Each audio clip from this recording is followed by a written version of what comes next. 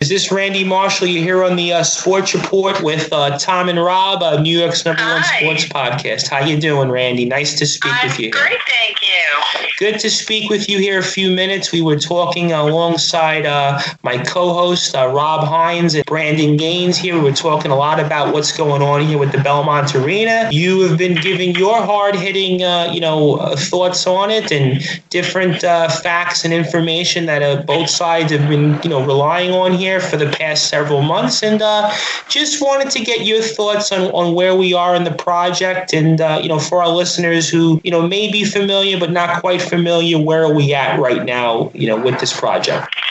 So this was a good and big week. Significant developments happened this week for the Belmont redevelopment. We began the week with an announcement that, as per many wishes, there will be a full-time train station added to the north end of Belmont Park along the main line of the Long Island Railroad. It will operate for both east and westbound passengers, which will certainly help Long Islanders who would like to try to take the train rather than drive to the new arena and new development. So that was a really big development. At the same time, on the same day, the Empire State Development Corporation accepted the final environmental impact statement and released it to the public. A necessary and important step in the process as well. Thousands of pages long. There's a lot to go through. A new public comment period now starts. Dozens of people spoke at a meeting on Monday, and they can continue to email and the like if they want, but it's another big step, and one of, I would argue, the final steps toward getting this project approved and starting construction. There's no question that I think a lot of Islander fans have been, anxiously awaiting to see shovels in the ground, but I think one of the most important things to me in the developments that came out of this is two things. The size of the overall development was scaled down somewhere around 20%, if I, correct me if I'm wrong. And the other thing, as you alluded to, was Long Island is getting a full-time train station for the first time in 85 years and in over 50 years on the Long Island Railroad, and the MTA is not putting one dime toward that. Talk about how big that is in the overall scope of the project. It's incredibly significant. It's significant for Long Island in general. As you said, we haven't had a new train station in, at least one that's still operating, in 80 plus years. So it's incredibly significant just in terms of how Long Island views public transit and the importance that public transit now has on Long Island and should have on Long Island. But it's also significant to this project because perhaps the biggest concern that naysayers and those in the community had about this project was traffic. It's a legitimate concern, and it was a legitimate thing to talk about. Having public transit, assuming that folks use it, which is key, will alleviate that concern.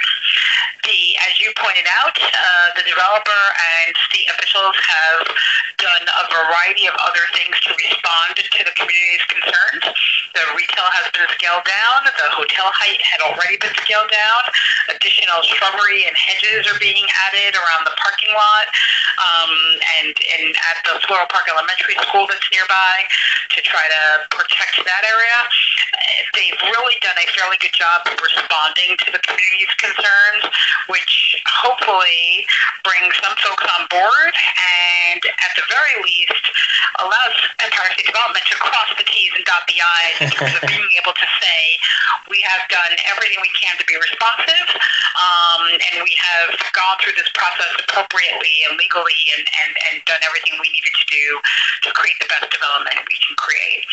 So all of that is part of this process. I know that Islander fans don't have a lot of patience and have been through a lot, and I completely understand that, but you need to have a little bit of patience through this process because the only way to get it done right is by making these changes and going through all of these steps and letting time pass and allowing for public comment. All of that is important to this process. This is about more than the Islanders and more than the arena. This is a significant economic development for Long Island. It's significant to the communities around that project, and everyone needs to have the ability to have their say. And that's what this is about. And Parity Development has been, and the developers for that matter, have been very responsive in terms of making the changes they need to make, and perhaps making the project better, and certainly more in line with what the surrounding communities were looking for. I think one of two other big factors into where we are in this project is, the other factor here is that almost all of the elected officials who represent the area, not only in Nassau County, but also in Queens County, came out in favor of this. You had Congressman Meeks out in Queens, who represents a little bit of Nassau. I believe he represents the area within the building. You have Senator Anna Kaplan, recently newly elected state senator. You had Senator Todd Kaminsky, represents the neighboring area as well. And you also had Assemblyman Clyde Vannell, who represents the sort of, I guess, Queens Village, Belrose part of the district. So what you have here is sort of unity in terms of elected officials that sort of support the project. You also had the Queens Chamber of Commerce, which I thought was really big. The CEO there, Thomas Grykes, forgive me for any mispronunciations. He came out in favor of it right before, the statement and everything else that was announced on Monday. So you have a economic development that's going to benefit not only Nassau County, but also residents in Queens County. Because, one of the things that I think is important for this project, is we're here on the Sports Report with Tom and Rob, with Newsday editorial writer and also AM New York's Randi Marshall, is that people who work in Queens, who live in Nassau County, and in vice versa, can use this, mass transit, Long Island Railroad, as a way to get to and from their destinations, whether it's work, whether it's going to shop, in the village, or, visiting, family, because we all know the congestion and the tough commutes that, Queens and certainly, of course, Nassau County and Long Islanders face on a day-to-day basis. And I think that the environmental and, economic benefits of this, in a lot of ways, might outweigh the Islanders playing, 40-plus games a year in this building. Tell me if I'm wrong on that. Well, yeah. I mean, as I said, the impacts are certainly larger than just the Islanders. This is about more than the Islanders. Keep in mind that arena will be used a lot more than the 41 games or whatever it is that the Islanders will play there.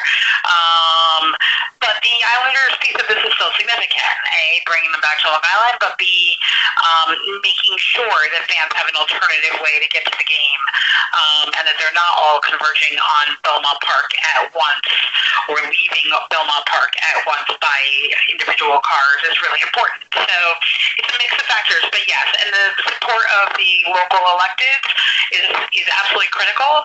It's directly tied to the train station announcement. They came on board predominantly when they knew that the train station was going to be in place. They all felt more comfortable with the project at that point, and that became very significant. And because the project is on the Nassau-Queens border, it's important to both. It's important to Suffolk too. This is a very regional project with regional benefits. It'll have economic impacts in terms of tax dollars and beyond that certainly go beyond Elmont and Floral Park, but include those communities, and the importance to Nassau, Suffolk, and Queens, and the whole region can't be overstated. So yes, you're correct on that. It's certainly got a lot of different factors and a lot of different impacts, all of which are really important to understand here. And the two other things, yeah. I also wouldn't minimize the Islanders' importance and the fans' importance, because all of that is a big piece of this. Oh, and no question about it.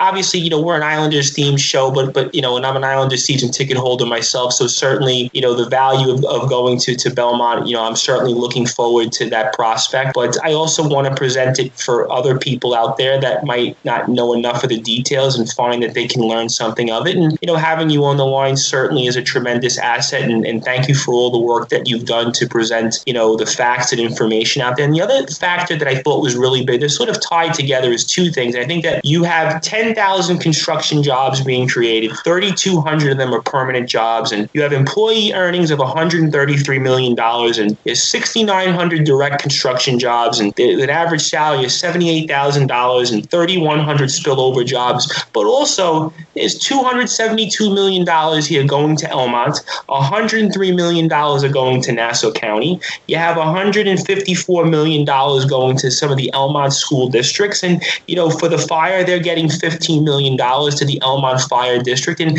I look at it that this is the difference that I see here with this proposal, the way it's going versus the West Side Stadium and also the original plan of the Barclays Center, where you see here that there's a lot of concessions and compromises, and there's a direct effect that will greatly impact. And also, I want to mention the support as well of Senator Leroy Comrie, who represents the area. And I think it's important to note, his support as well of that, as he's the other state senator who represents the area, just across the Queens-Nassau border. So those are the factors that I think are really important. And talk about those very quickly. Well, Comrie support is particularly important because Comrie is a member of the Public Authorities Control Board, which has approval, one of 3 boards that has approval over this project, probably at the end of this month or the beginning of next.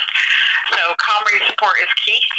And yes, of course, the jobs, the economic impact, the tax revenue, all of that is very important, and is certainly key to trying to allow the communities to understand why this is important and why it will help, despite concerns that have been out there, why it is more of a benefit to Elmont, Floral Park, and beyond than anything else. That's not to say there won't be people criticizing. There will always be people criticizing.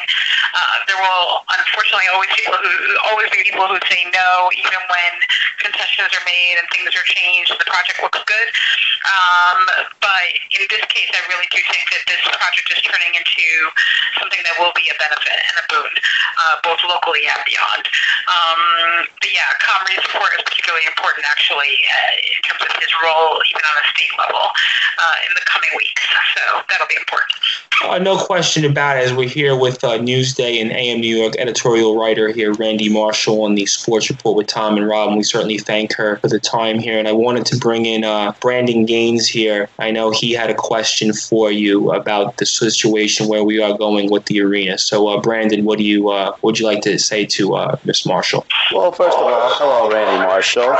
I just want to say that you've done an admirable job over the past year plus covering this entire saga. First off, I don't know how you do it. Capturing like everybody's argument, like opposing the arena, for the arena. Like, I don't know how you do it. More power to you. It was amazing. Like, every single detail that you covered was amazing. The live stream that you posted on Monday, which gave me personally an opportunity to watch everything take place during the second half, because that's when I found it, was actually very, very enlightening. I got to see how the whole process went out. Like, one person came up, one person sat down, etc. And the whole process kept on repeating. Like, every 5, it would be groups of 5 people speaking, and I didn't know it was like that. So thank you once again for posting that. Now, on to a few questions, actually, that I have regarding how this is going to unfold. So, about like over a month ago, there was an issue regarding Andrew Cuomo not approving natural gas being into the arena. And I'm wondering if that has any factor or delay into the construction. Okay, it's a good question. First of all, just to clarify, it wasn't really Cuomo. It was the Department of Environmental Conservation for the state. And it wasn't particular to the arena. It was whether or not they were going to approve a natural gas pipeline for the entire area. So just to be specific, the final environmental impact statement actually addresses it. You're almost getting ahead of something I'm hoping to write next week, so you get to hear stuff here first. There is some information in the final environmental impact statement that indicates that the developer has thought this through and that there are backup plans. If the pipeline, they are appealing the pipeline decision, so they're still hoping the pipeline will go forward. If it does not, the developer has not one but 2 backup plans. One is to install 2 30,000-gallon tanks for propane underground, and that propane would basically be the source of heating and hot water for the project. The second is more of an electric option that they are considering. The good thing about both of those is that neither is oil, which I think is important. Both are, environmental environmentally conscious choices in this day and age, at the point where we can't, power the entire thing perhaps by renewables quite yet. But it's clear the developer has thought this through and has a backup plan. So no, I don't expect any delay because of the pipeline. I don't expect any problem because of the pipeline. I think it's clear that they've thought this through, and that if the pipeline doesn't happen, this project will proceed. Awesome. I thank you very much for the compliments and the nice words. That's very kind of you. Yeah, like I said, I don't know how you do it. My job, and I enjoy it. No, like I said, more power to you. I mean, that's a lot of passion, dedication. So thank you very much, by the way, for being as precise as possible. Like I said, I only read 30 pages of the environment of the Empire State Development, and the impact statements. So I didn't read all the pages yet, but thank you for giving me a couple of spoilers on that.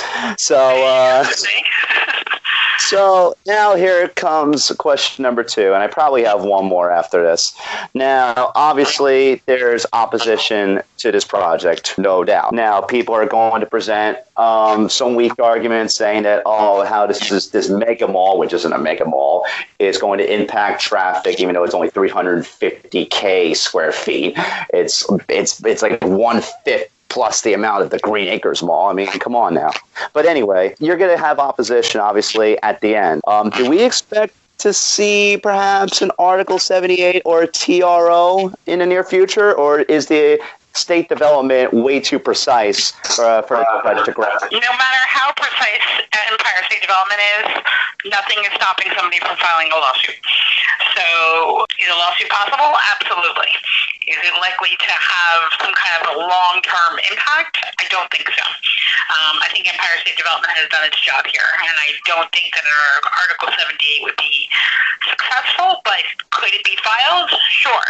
Is it possible that it could cause delays because a judge somewhere is going to decide to put a temporary stay on the project? I'm not going to say it's not possible. It is possible. Is it likely? I don't think so. So, short answer, anything's possible, including temporary restraining order of some kind or a temporary stay of some kind, including an Article 78 lawsuit. But I don't expect any long-term impact, and I would be surprised if a stay actually is granted on this thing, given the lengths to which Empire State has gone to try to respond to the community, encourage public comment, etc. They've really bent over backward on this one. I think it's a little bit of a model for how this kind of development should be done, and I don't expect that lawsuits here are going to create significant problems. Awesome. Okay. To those who are listening to this, when this gets posted, there you go. You could have a somewhat semi-sigh of relief, though, Islander fans, regarding this. Yeah, I'm not perfect on these predictions. Okay, I'm no soothsayer, so don't hold me to it. But that's my guess. That's why it's a semi-sigh. It's not a complete sigh. Right. I know, Randy, your time is precious, and certainly, we appreciate, all the time that you've given us here. Is there anything else that, our listeners and Islander fans and anybody else who's been, keeping an eye, on this story that they should know going forward here in the coming weeks? So the first thing is that there is a public comment period going on now. You should email ESD if you want. The email address is on the final environmental impact statement. I unfortunately don't have it in front of me, though I can get it to you. We'll certainly, my staff will get that for us. We'll have it at the end of the show. And so I encourage people to comment, whether pro or against or having concerns or having questions. I encourage public comment is for public comment, so everybody should comment if they have something to say. Beyond that, I encourage the same thing I've been encouraging now for a year and a half, or maybe actually for more like 15 years, which is patience. It's really hard. And we saw that with the Barclays Center. We saw that with Citi Field and Yankee Stadium. And so certainly, in New York, it's a little bit of a different ballgame. But I think that people just need to let the process play it out. And there's an expression in life that I always use to anybody who might be listening to this. It's called trust the process, and trust the process to where we are. We're almost there. Either way, we're going to know what the final verdict is. And I think that for a lot of people, the way it's going, they're going to be very happy. And certainly, I think you've done a tremendous job on that. And, anything else, we'll certainly, keep an eye on it. And we want to thank you, for anything else. And also, where can our listeners get in touch with you? I'd like to, make sure that anybody who wants to speak. Feel free to follow me on Twitter, as many of the Islander fans do. I'm one of them. I'm sure Brandon is as well. Too. It's Randi Marshall. It's very straightforward. And you can find me there, and you can feel free to reach out to me there. I try to engage and answer questions as much as possible. It's probably the best way to find me. Folks are glad to email me if they have specific questions. No hate mail if I'm wrong on the timetable a little bit, please. But my email is randy.marshall@newsday.com, and I'm really glad to engage with folks and talk to folks. I try to do that as much as I can. And read Newsday, read AM New York. We have our editorial about Belmont is in today's Newsday. I encourage everyone to pick it up or go online and take a look at what we had to say in terms of our editorial voice on the project, and stay in touch, stay engaged. Oh, absolutely. And I want to thank you for coming on here and spending a few minutes here in the Sports Report with Tom and Rod. Absolutely. And want to thank also Newsday for all the great work that they've done, not only on this project, but everything else that they've done, certainly for Nassau County and the city of New York in terms of presenting information and facts. I've always read Newsday, and it's certainly been one of my favorite papers, and certainly I will look forward to reading all of your stuff in Newsday, and certainly I will be in touch with you when the show comes out. I look forward to it. Thanks so much for having me. Thank you very much. Thank you for your time. Thank you. Take care.